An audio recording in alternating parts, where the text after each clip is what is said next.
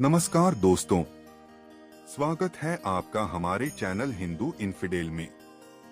आपने भगवान श्री कृष्ण की प्रेरणा से ही श्रीमद् भगवद गीता सार के इस वीडियो को देखने का मन बनाया। मुझे पूरा विश्वास है कि इस वीडियो को अंत तक देखने और शांत मन से इसकी बातों को सुनने व समझने के बाद आपके विचारों और जीवन में बहुत ही सकारात्मक बदलाव आएगा। साथियों, मेरा खुद का अनुभव कहता है कि अगर आप इस बहुमूल्य ज्ञान का लाभ अधिक से अधिक लेना चाहते हैं तो इस गीता सार को पूरा अंत तक सुनें। हर रोज सुबह और रात को सोने से पहले इसे अवश्य सुनें और दूसरों को भी सुनाएं। श्री भगवद गीता से ज्यादा महान कोई और दूसरी चीज नहीं हो सकती। श्रीमद् भगवद गीता का महत्व। इस दुनिया में कुछ भी अच्छा या बुरा बिना किसी कारण के नहीं होता। दूसरों के गुलाम रहकर खुश रहने की बजाय आजाद होकर खुद के दुखों का सामना किया जाना चाहिए। भले ही आपकी जिंदगी में कितने ही कष्ट हों, लेकिन अगर आप आजाद हैं तो आप ही वास्तविक हैं। भगवान श्री कृष्ण कहते हैं कि इंसान दुखी रहता है तो उसका सबसे बड़ा कारण है मोह। मोह से अज्ञान उत्पन्न होता है और अज्ञान से जीवन में समस्याएं शुरू होती हैं। महाभारत में धृतराष्ट्र को अपने पुत्र दुर्योधन से इतना मोह था कि वह उसे गलत काम करने से भी रोक नहीं सके। मोह के कारण ही धृतराष्ट्र को धर्म और अधर्म का ज्ञान नहीं रहा और अंततः सब कुछ बर्बाद हो गया। श्री कृष्ण ने अर्जुन से कहा था, जब ज्ञान की धारा बहती है तो सबसे पहले मोह को नष्ट करती है, क्योंकि मोह अज्ञान है। यूनान का सम्राट सिकंदर पूरी दुनिया को जीत लेना चाहता था। एक दिन एक नागा साधु ने सिकंदर से कहा, तू यह पूरी दुनिया जीत लेगा, उसके बाद क्या करेगा? क्योंकि इसके अलावा दूसरी कोई दुनिया है ही नहीं। इतना कहकर संत जोर जोर से हंसने लगे। उनकी बातें सुनकर सिकंदर निराश हो गया, क्योंकि उसने कभी यह नहीं सोचा था। सिकंदर ने अभी दुनिया जीती नहीं थी, लेकिन जीतने के विचार मात्र से ही वह निराश हो गया था। संत ने कहा, तू पूरी दुनिया जीत लेगा, फिर भी तुझे निराशा ही मिलेगी, क्योंकि तू दुनिया को जीतने के मोह में बंधा है। जबकि मेरे पास कुछ नहीं है, लेकिन मैं हमेशा खुश रहता हूँ, क्योंकि मुझे किसी चीज का मोह नहीं है।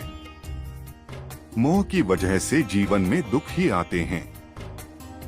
मोह घर परिवार का हो सकता है, सफलता का मोह हो सकता है, सुख सुविधा और मान सम्मान का मोह हो सकता है। जहाँ मोह रहेगा वहाँ दुख आना तय है। श्री कृष्ण का उपदेश, जीवन में संतुलन का महत्व।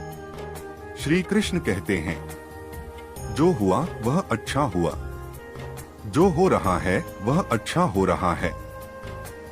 तुम्हारा क्या गया जो तुम रोते हो? तुम क्या लाए थे जो तुमने खो दिया? तुमने क्या पैदा किया था जो नाश हो गया?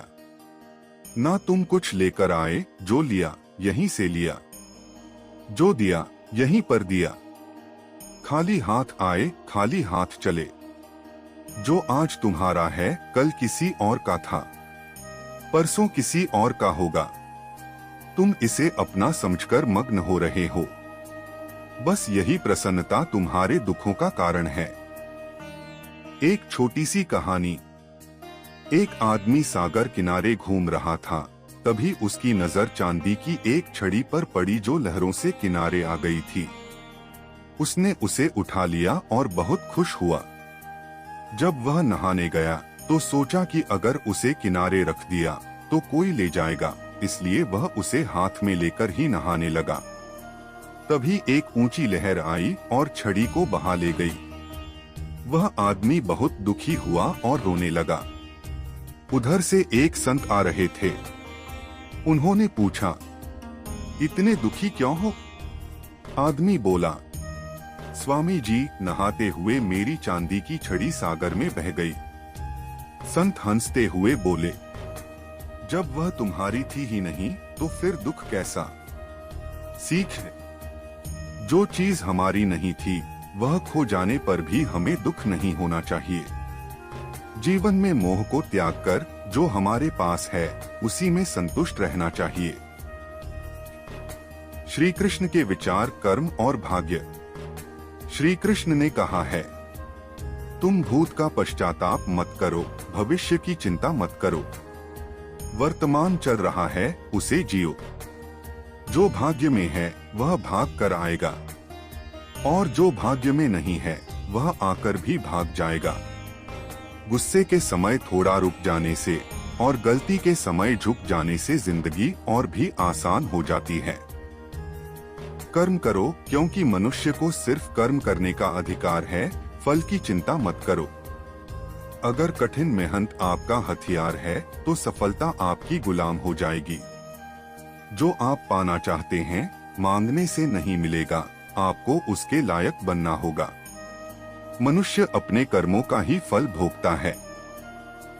जैसे गाय का बछड़ा हजारों की भीड़ में भी अपनी मां को ढूंढ लेता है, वैसे ही अच्छे और बुरे कर्म अपना फल अवश्य लेकर आते हैं। परिवर्तन ही प्रकृति का नियम है, इसलिए जो पीछे छूट गया उसका शोक मत करो। जो तुम्हारे पास है उसका आनंद उठाना सीखो। अंतिम शब्द। भगवान श्री कृष्ण का यह ज्ञान हमें जीवन जीने की सही दिशा दिखाता है।